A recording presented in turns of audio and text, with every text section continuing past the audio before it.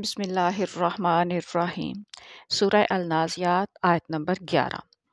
और इसमें सबसे पहले तो हम आयत नंबर 11 जो है इसकी तजवीद सीखेंगे, उसके बाद लफ्ज़ी तर्जमा पढ़ेंगे, फिर मुश्किल अल्फाज के जो मानी हैं वो लुग़त के हवाले से समझने की कोशिश करेंगे और फिर इस आयत की तफसीर है। और तफसीर में ज़्यादा कंटेंट नहीं है, बल्कि जब पेशगोइयों को पूरा होते हुए देखेंगे लोग तो क्या होगा।